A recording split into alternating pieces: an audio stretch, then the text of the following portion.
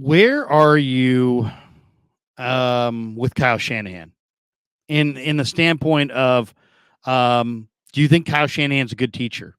Do you think Kyle Shanahan is a good quarterback coach? And I ask this because Sam Darnold came here to be number 3, I guess, at least on paper. We'll see if he winds up being number 2 or number 1. But he came here, and before free agency even began, he came here. And Joe Burrow's backup, who was one Joe Burrow hit away from starting for the Bengals, came here to be a number 4 quarterback. So why these guys, if Kyle Shanahan isn't a good coach or not a good teacher, why are these guys? And we have a comment in here. Somebody's like, Kyle Shanahan gets his quarterbacks hurt all the time. Yeah, here we go. This one. Nesto. Kyle Shanahan doesn't have a good track record of keeping his quarterbacks healthy. Okay, if we're taking that as a real precedent, we'll take that premise as fact that it's Shanahan that it really doesn't, that he's the reason their quarterbacks are getting hurt. If Shanahan coach quarterbacks get hurt and he doesn't coach the position particularly well, why are these guys coming here then? Are they coming here because why? I mean, it's the West Coast. They're coming here because they want to pay California taxes. Are they coming here because of Debo and Ayuk? Are they coming in Kittle? The weapons? Are they? I mean, I've heard people say Kyle's not a good coach or not a good teacher, and he gets his quarterbacks killed, and the offensive line sucks. Why are these guys who have seemingly would have other options signing here then? Yeah, I mean, I think Kyle has a lot of strengths, and I definitely think there's some weaknesses there. Personally, the quarterback situation is interesting. To me, Kyle has this way through his scheme where he makes quarterbacks look as good as they can look. I mean, as long as you understand what he's teaching you and understand the scheme and can play within that, you're probably not going to look better for anybody than you do with Kyle Shanahan. But then the flip side of that is I don't know if these players are actually getting better either. Like if they leave the system, are they better players than what they came into it as? Like they're going to look good playing here, but they're not actually improving as players. That's kind of the feeling that I get. And when you look at small sample size of quarterbacks that have left or came in and then left, it's like, well, they're kind of the same player. Like they looked really good because they had a lot of talent. And Kyle Shanahan is, no matter what you say about Shanahan, he's a master play designer. And I do actually think he's a good developer of players. I just don't know about the quarterback position. And one comment that I can't get out of my head, Larry, is Trey Lance's rookie year. Somebody had asked him about the plan to develop Trey Lance and how do you work through his mechanics? And there's some things that it's clear that he needs to work on. And how do you do that? And he said, we don't. That's not our job. Our job is not to work on those things with these quarterbacks. Our job is to get them ready to play in our offense. All the other stuff you're talking about, that's on them to figure out during the offseason. So, I mean, I think Kyle himself out of his mouth is like, I don't develop these guys. Like I make sure they're ready to play in my offense and that they're doing what I need them to do. And I'm going to teach them the installs and the offense and how to run it. But as far as mechanics and making them actually better, that's not what I'm here to do. That's not my job. So unless something's changed, I mean, he's kind of said it himself. That's not his job.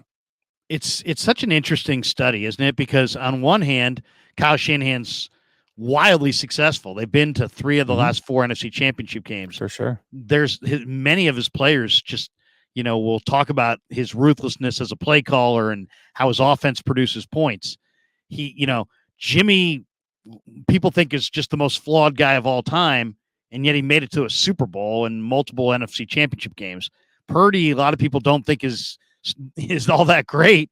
And yet they came 1 win away from him reaching the Super Bowl with him as a rookie when he didn't even play any games before December.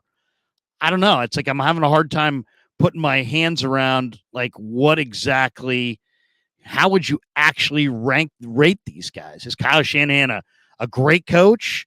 And, in my mind, I kind of feel like Kyle called his own bluff with the drafting of Trey Lance because he took the one thing that he's never really proven that he can do at a high level, which is, coach up a young quarterback. And he took a quarterback that needed to be coached up. And then all of a sudden, we haven't seen that quarterback be able to have success. Now people are kind of pointing at him. He seems like now Purdy comes into the mix. Purdy probably didn't need as much tutelage because of all the experience he had at Iowa State. And it seems like Kyle's really comfortable with Purdy. I don't know. My whole thing is that people say, do you really think that Kyle likes Purdy more than Trey? And I'm like, no, I really don't. I think he really likes Trey. I think it really is all about simply that the 49ers feel pressure to win now and don't feel like they have any time or any seasons to give away to the development of a quarterback. And they have one guy who needs development and the other guy needs less development. And so they're going with the quarterback that needs less development because his timeline kind of jives with their timeline. I think the rest of it is kind of soap opera kind of stuff. I mean, I'm not saying that he loves everybody the same and he doesn't have preferences. I'm just saying that if Trey were the advanced quarterback coming out of a 4-year program, totally ready to play, Brock had the higher skill set and he just needed a year or two in the system to really reach his full potential, I think he'd be going with Trey. Do you agree with that, or do you think that's not the case? No, I think that the NFL is a selfish business. Yeah. I mean, everybody's really kind of out for themselves. Yeah. I mean, it's a big reason. I was having a conversation. But I think it sounds cold, but I think you're spot on. That's exactly what it is. I mean, everybody's out for themselves. It's, when teams start losing, that's when you really see it. Who starts throwing who under the bus, and it happens every single time. GM and coach are throwing each other under the bus until one gets fired, and it's like, all right, I made it. All right, now I got to start winning.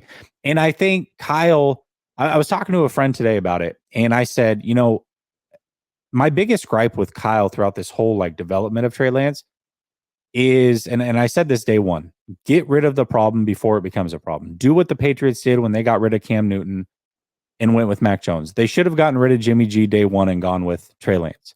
And a lot of people would say, well, they made it to the NFC Championship game. They made the right decision. And I say, if you didn't win a Super Bowl, it wasn't the right decision. And we still don't know multiple years later where Trey Lance is at or have really any clue, because that's not the route that they took. And unfortunately, he got injured in year 2, and it is what it is. But Kyle Shanahan at that time, what he did makes a lot of sense when you look at it from the point of being selfish. If they had a losing season and didn't make the playoffs that year, he would have one playoff run in, 5 seasons at that point? 4 seasons? 4 or 5 seasons? 17, 18, 19? 5 seasons. They would have made the playoffs one time. I mean, he may not have kept his job. So he really kind of couldn't have the patience that year. And so he's like, hey, we'll let the kid sit. We'll play him sparingly. We'll do our best to develop him. And then year 2, once I make the playoffs and I'm good and I'm in a comfort spot, now I can look at this year and say, okay, we can go with the ups and downs of developing Trey Lance because now my job's not on the line. And I think it's really that simple.